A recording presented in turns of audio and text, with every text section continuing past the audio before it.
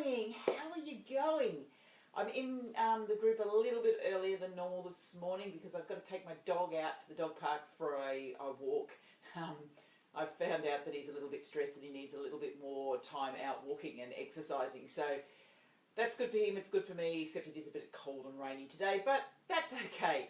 So I am working through all of the different chakras and the foods that actually energize the different chakras in our bodies. So I'm up to the throat chakra. Now this is a place where a lot of people have issues. Now your throat chakra is about speaking your truth. It's about allowing the words to come out.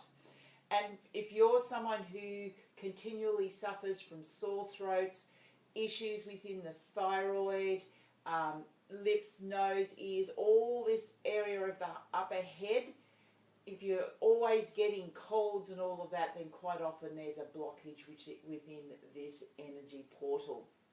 So for many women, we see blockages within the throat chakra because they don't feel comfortable in speaking their truth. And I have so many clients and who continually have sore throats all the time, and it's because there's words that they need to say that they haven't said.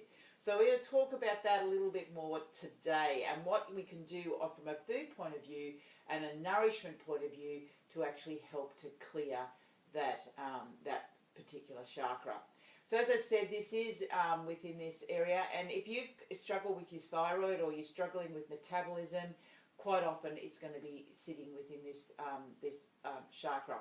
So what type of foods are we looking at? Well, because the throat is basically the primary portal for all food that comes into our body, so all energy from a food nature comes through this particular chakra, through our throat, it's important that we're eating good quality food. So this chakra requires great quality food, the best you can get. Now ideally it would be organic, free range.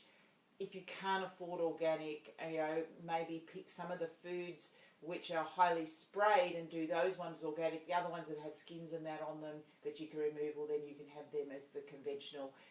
You can also try removing the pesticides off your foods by using vinegar and water to scrub the pesticides off. So the best quality that you can get and you can afford. So high quality food is required for this particular chakra. We're also looking at foods that come from the sea because we want to lubricate this area. So all your sea vegetables, your kelp, your seaweeds and all that are really, really great for this chakra, and also happen to be really great for the thyroid as well because they're really high in iodine, and that's the key nutrient that's required for the thyroid. Also, this chakra is very much about mindful eating and getting really focused on the food and the energy that it gives you. I think sometimes it's very, very easy just to sit there and just shove food in your mouth and not be aware of what it's doing to you, and not being aware of how it affects your body, because sometimes you can eat some food just to kind of fill a need, and it may be an emotional need, but we don't actually notice an hour or 2 hours later how that food has impacted our body, what it's done to our energy levels, how it's made us feel, bloating and things like that.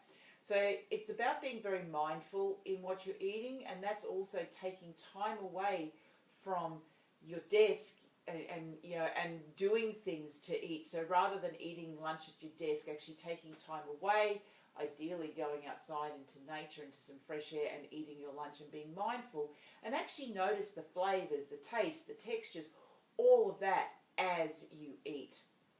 Also, all of your fluids are really great for this chakra because once again it allows that flow to happen. So here in Sydney or in Australia, we're coming into winter, so soups are great. They're so nurturing. So having lots of soups, bone broths, all that, really, really great for this chakra. So that's about it for today. What I just want to mention that as I'm going through these chakras, and people might say, well, what does all this mean? Why does this matter? And the reason why I'm bringing this particular thing up right now is I've just actually been in a discussion in another group, is what I'm trying to share with you is how we can connect more into our bodies, because our bodies have got messages for us, but unfortunately for many people they've disconnected from the signs and the symptoms, and they're not hearing the words that our bodies are speaking.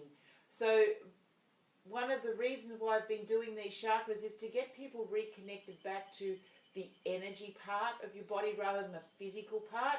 And if we put the foods in that feed us on an energetic level, then we're going to start to feel better. We're going to start to become more aware. And when symptoms do come up, you'll become aware that they're there.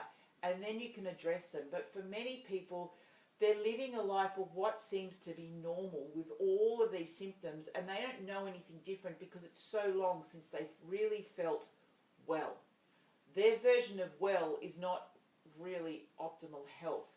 And that's what I see so often with the clients that I work with. And once we start to get them feeling well and feeling better, then they actually understand what feeling great feels like, what it actually feels like to be well when you're connected into your body. So that's one of the reasons why I'm running these series of all the different chakras. I'll be talking about other things in the future, but I thought I'd go through this. So hopefully you have been enjoying them. So until next week, I'll be back on Monday with another Motivation Monday video, but I'll still be in the group on and off during the week and having a bit of a chat to you and sharing a few different things. So have a great week. From my heart to yours, infinite love and gratitude. Bye for now.